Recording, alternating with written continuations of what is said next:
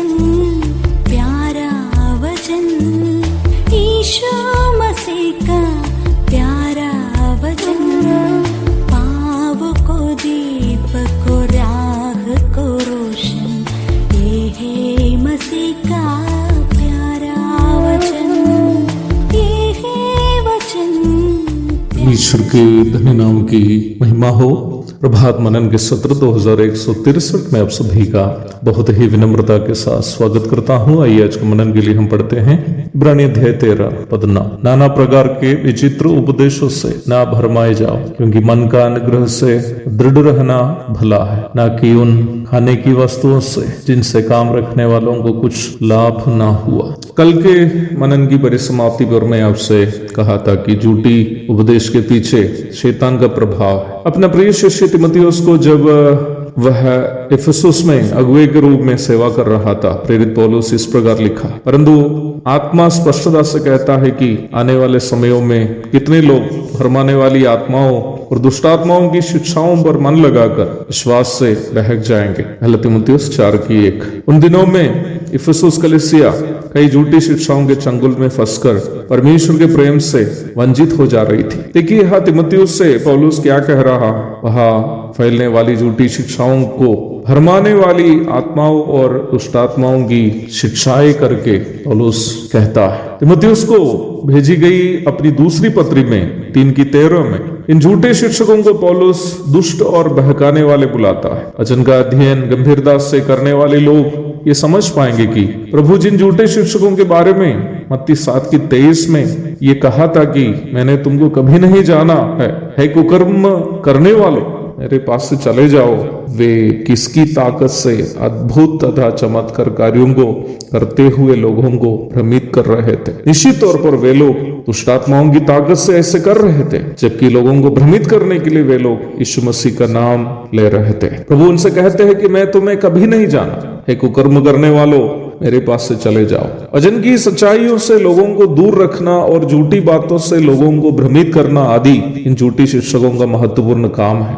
यद्यपि ये लोग प्रचारक, पास्टर आदि कहकर घूमते हो, इनका मुख्य काम लोगों को सच्चाई से वंचित रखते हुए अपना पेट भरना है। इस प्रकार के लोगों से बचे रहने के लिए प्रेरित पौलुस फिलिपी के विश्वासियों को भी चेताया है। फिलिपी 3:18 और 19। इन झूठे शिक्षकों को प्रेरित पौलुस ने कुत्तों से और भेड़ियाओं के स्वभाव से तुलना किया है। फिलिपी 3:2 और प्रेरितों के काम 20:29 पढ़िएगा। पौलुस इन्हें कुत्ते और भेड़ियाओं के स्वभाव से वहां तुलना करते हुए आप देख सकते हैं। वरिष्ठ प्रेरित पतरस इन झूठे शिक्षकों को कुत्तों से और सूअरों से तुलना किया है। दूसरा पतरस 2:22। मैं इन बातें इसलिए आपको दिखा रहा हूं ताकि आप ये समझे कि झूठी शिक्षा और झूठे शिक्षकों से बाइबल कितनी नफरत करती है, और इसलिए ही मुझको और आपको ऐसे लोगों से दूर रहना बिल्कुल अनिवार्य है। वरिष्ठ प्रेरित पतरस ऐसे लोगों के बारे में कहता है जिस प्रकार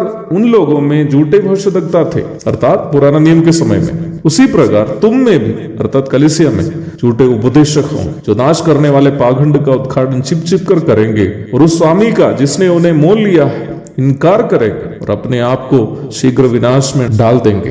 बहुत से उनके समान लुचपन करेंगे, जिनके कारण सत्य के मार्ग की निंदा की जाएगी। वे लोभ के लिए बातें गढ़कर तुम्हें अपने लाभ का कारण बनाएंगे। पतरस की दूसरी पत्री 2 अध्याय 1 से 3 तक। मुझे सुनने वाले प्रिय भाई बहनों, मैं इन बातें काफी बोझ के साथ आपके साथ बांट रहा हूं, क्योंकि सच्चाइयों को कहने के कारण कई प्रकार के कष्टों से मुझे गुजरना पड़ रहा है। प्रभात मनन की सेवा के खिलाफ शुरू से ही लेकर कुछ तथाकथित सेवक ये कोशिश में लगे हुए थे कि ये सेवा को किसी प्रकार बंद कर दिया जाए। जब उनकी कोशिश सफल नहीं हुए, अब उनका काम मेरे विरोध में व्यक्तिगत आरोप लगा करके मेरी गवाही या छवि खराब करनी है, और छवि खराब करने के द्वारा जो भी सेवाओं में मैं सहभागी हूं उस सेवाओं को बंद करें। मुझे ये कहते हुए अत्यधिक दुख है कि यहाँ तक अनाथ बच्चों की सेवा में भी इस प्रकार के झूठे लोग बाधा उत्पन्न करके उन बच्चों की भविष्य को खराब करने की कोशिश कर रहे और उनके भोजन पानी बंद करने की कोशिश कर रहे हैं। मैं आपसे पुनः कहना चाहता हूं कि मसीही विश्वास के विरोधी आरएसएस, बीजेपी, बजरंग दल आदि संगठन नहीं है, मसीही विश्वास के विरोधी इन झूठे अगुए लोग हैं, झूठे प्रचारक हैं, जो हमारे बीच में मसीह के मुखौटे पहनकर घूमते हैं और सच्चाई पर चलने के लिए चाहने वाले भोले भाले विश्वासियों को भेड़ियाओं की तरह फाड़ कर विश्वास से भटकाते हैं। आप सभी वचन के प्रेमियों से मैं आग्रह करता हूं कि आप सभी मेरे लिए भी प्रार्थना करते रहे कि प्रभु मुझे अपने पंखों के नीचे छिपाए रखे, ताकि प्रभु से मुझे जो सेवकाइयां मिली हैं उसे मैं विश्वास योग्यता के साथ जारी रख सकूं। एक और शुभ दिन की धन्य कामनाओं के साथ आज का मनन मैं यहाँ समाप्त करता हूँ। प्रभु आप सबको आशीष दे, आमीन।